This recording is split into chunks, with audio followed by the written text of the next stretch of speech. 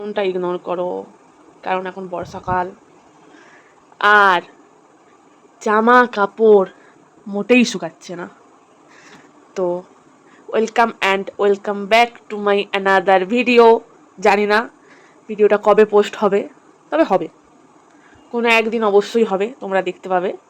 আর আজকে হচ্ছে রথ। আমার মা আমাকে বলেছে যে 1000 ঘন্টা পাপ করে যদি রথের দড়ি টানা হয় তাহলে নাকি পাপ পুণ্যে পরিণত হয়ে যায়।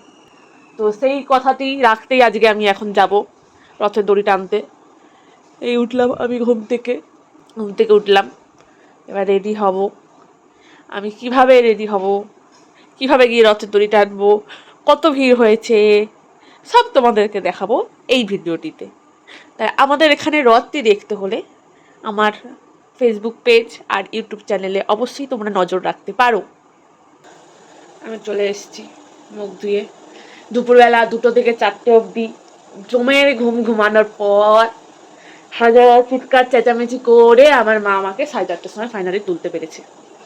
এবার আমি কিছু না, একটু রেডি হবো আর কি, বেশি না, একটু একটু।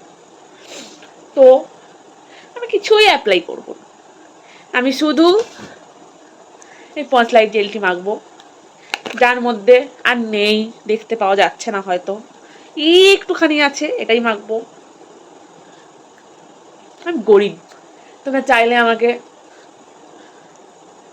একটি ময়শ্চারাইজার কিনে হেল্প করতে পারো, আমার গরিবি দূর করতে পারো, আমি কিছু মনে করবো না। হচ্ছে বাবা রে বাবা, যা বৃষ্টি হচ্ছে ভাই, একদম ভাসিয়ে নিয়ে যাওয়ার মতো বৃষ্টি হচ্ছে আমাদের এখানে 2 মিনিট ছাড়া ছাড়া। বাড়িতে থেকে তো কেমন একটা হয়ে গেছি।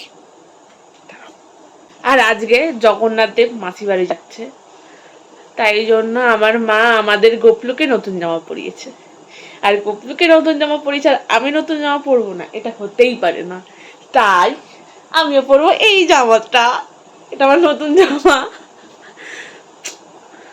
ও নতুন জামা পরলে আমাকেও নতুন জামা পরতে হবে। আমি ভিডিও অন করলেই একদম টিপটপ হয়ে যায়। এই চুলটা দেখাও, পিছন থেকে চুলটা দেখাও, কালকে হেয়ার কাট দিয়ে এসছে নতুন। একটু মুখটা দেখাও, মুখটা দেখাও, ও চকচক করছে। চলো, আমি আর আমার মা এখন চললাম রথের দড়ি টানতে। চল চল চল চল। আপনারা শ্রী জগন্নাথ দেবকে এই জায়গাটায় আছে, তারা টানছে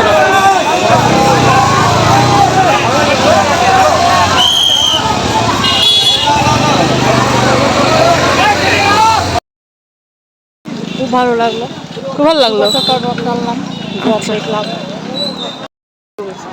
আমরা রথের দড়ি টেনে এবার যাচ্ছি বাড়ি।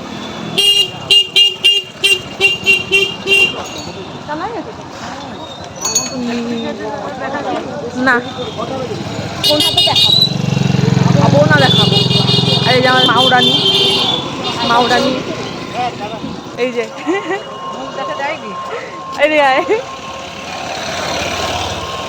তো রথের দড়ি টেনে আর লোকজন দেখতে দেখতে তো প্রায় সন্ধ্যাই হয়ে এসেছিল, আর তখনই শুরু হয়ে গিয়েছিল বৃষ্টি। তো কোনো রকমে আমি আর মা আমাদের বাড়ির সামনের আইসক্রিম দোকানটায় গিয়ে দাঁড়িয়েছিলাম।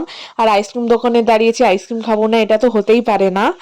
তো মেট্রোর এই বাটারস্কচ আইসক্রিমটা আমরা খেয়েছিলাম, আর এটা দুর্দান্ত খেতে, তোমরাও ট্রাই করে দেখতে পারো। তো আজকের মতো এতটাই, দেখা হবে পরের একটা নতুন ভিডিওতে, টাটা।